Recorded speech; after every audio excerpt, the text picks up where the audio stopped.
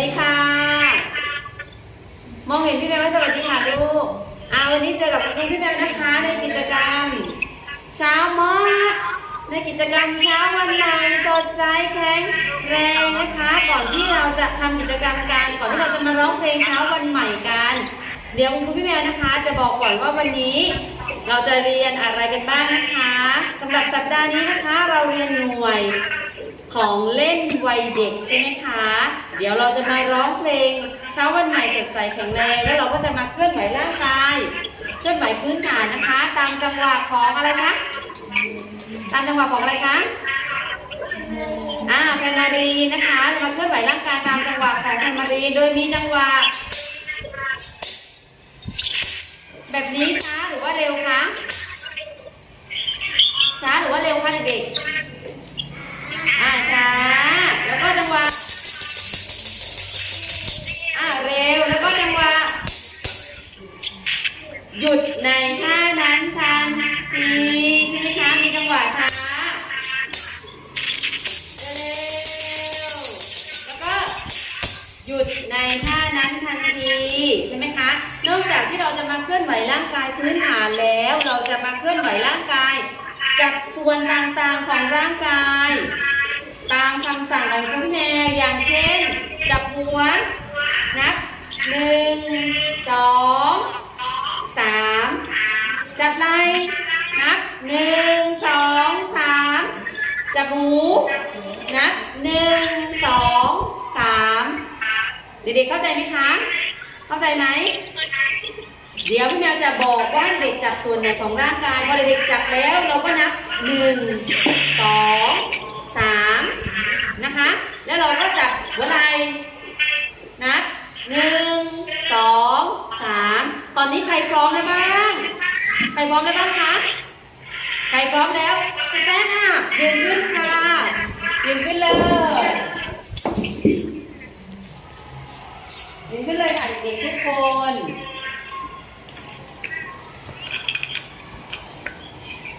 ใครพร้อมแล้วยืดมอสยืดมอสยืดมอสสแตนด์อัพมอสพี่แมวอยากเป็นเด็กๆทุกคนร่วมกิจกรรมกับคุณครูนะคะเพราะว่าวันนี้เราเหมือนกับเราอยู่ในห้องเรียนเลยเพียงแต่ว่าเราไม่ได้เจอกันตัวเป็นๆแค่นั้นเองแต่พี่แมวอยากให้เด็กๆทุกคนได้ร่วมกิจกรรมเคลื่อนไหวร่างกายนะคะตามคุณครูเลยเดี๋ยวเรามาร้องเพลงเช้าวันใหม่สดใสแข็งแรงพร้อมกันร้องให้คุณแมวได้ยินเสียงโอเคไหมคะเด็กๆโอเคไหม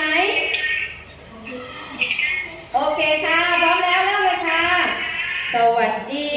เจอกันยามเช้าพวกเราสดใสแข็งแรงออกกำลังให้แก้มแดงเราเข้มแข็งยิ้มรับวันใหม่เราเข้มแข็งยิ้มรับวันใหม่สวัสดีเจอกันยามเช้าพวกเราสดใสแข็งแรง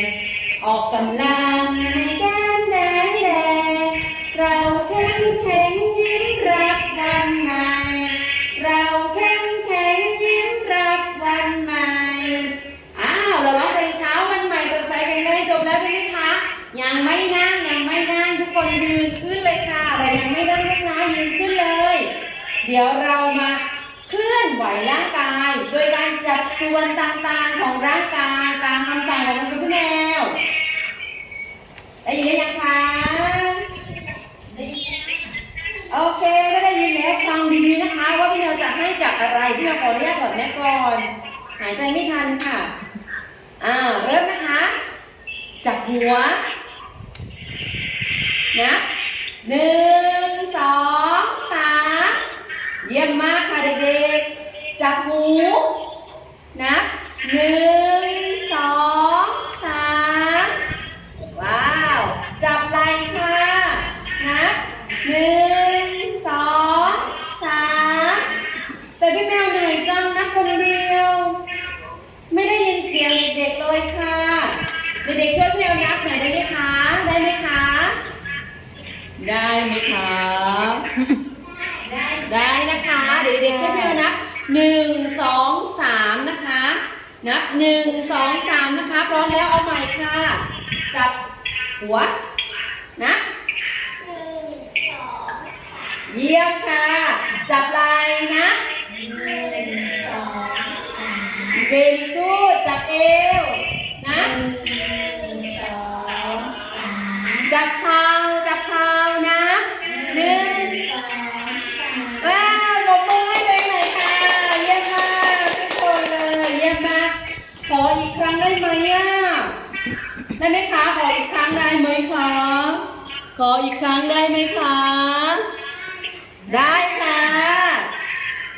เอาเด็กอยากจับส่วนไหนของร่างกายบ้างอยากจับอะไรบ้างคะน้องอนา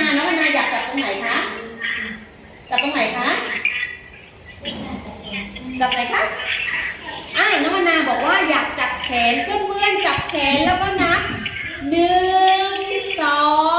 3เดวิดครับเดวิดอยากจับส่วนไหนของร่างกายคะเดวิดจับตรงไหนคะหัวไหล่เหรอคะเดวิดหัวไหล่เพื่อนจับหัวไหล่ค่ะนับ1 2 3ใครอยากจับตรงไหนอีกน้องฟางจ๋าน้องฟางอยากจับตรงไหนคะลูกน้องฟางอยากจับตรงไหน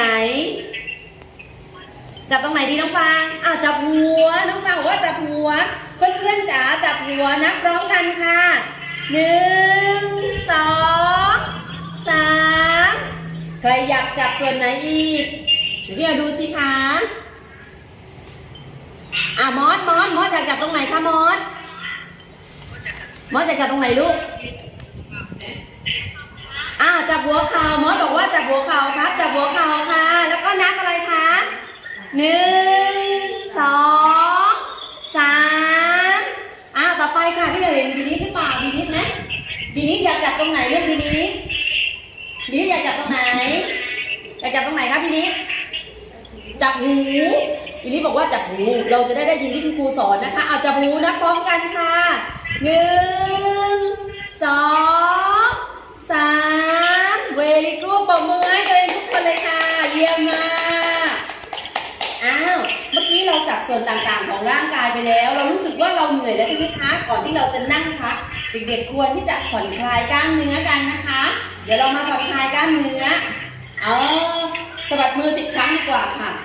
แต่ว่าเด็กๆคะเด็กๆจะขึ้นป .1 แล้วเด็กๆช่วยนับ1 ถึง 10พร้อมกับสะบัดมือได้ไหมคะได้ไหมคะได้ค่ะสะบัดมือพร้อมกันแล้วก็นับ1 ถึง 10ค่ะ1 2 3 4 5 6 7 8 9 10เยี่ยมมากค่ะต่อไปกางแขนเรามี2 ข้างกางออกเลยค่ะเดี๋ยวเราจะบินไปบนท้องฟ้าเหมือนนกเลยค่ะทำปีกเหมือนนกเลยนะคะแล้วก็นับ1 ถึง 10พร้อมกันค่ะ1 2 3 4 5 6 7 8 9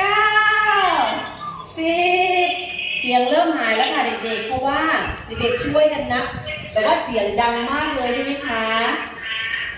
เอาละค่ะเด็กๆคะวันนี้นะคะกิจกรรมเช้าวันใหม่สดใสแข็งแรงเมื่อกี้เด็กๆได้ทำกิจกรรมอะไรไปบ้างคะทำอะไรไปบ้างคะ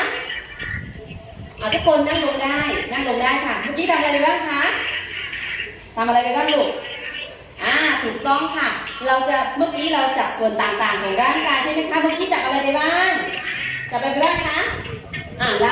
ายเด็กๆบอกว่าลายหูแล้วอะไรอีกลูกแล้วอะไรอีกคะผมใช่ไหมคะผมเยี่ยมมากเลยค่ะสำหรับวันนี้นะคะกิจกรรมเช้าวันใหม่สดใสแข็งแรงของเราก็ได้จบลงไปแล้วนะคะเดี๋ยวเรามาพบกับกิจกรรมต่อไปแต่ว่าก่อนที่เราจะมาพบกับกิจกรรมต่อไปค่ะก่อนที่เราจะมาพบกับกิจกรรมต่อไปนะคะพี่แมวจะให้เด็กๆเตรียมความพร้อมก่อนที่เราจะมาเรียนกิจกรรมกลุ่มใหญ่กันนะคะก่อนที่เราจะมาเรียนกิจกรรมกลุ่มใหญ่พี่แมวจะให้เด็กๆทำสมาธิก่อนค่ะนะคะเดี๋ยวเรามาลมหายใจเข้าลมหายใจออกพร้อมกันนะคะ ช่วยร้องให้พี่ได้ยินด้วยนะคะ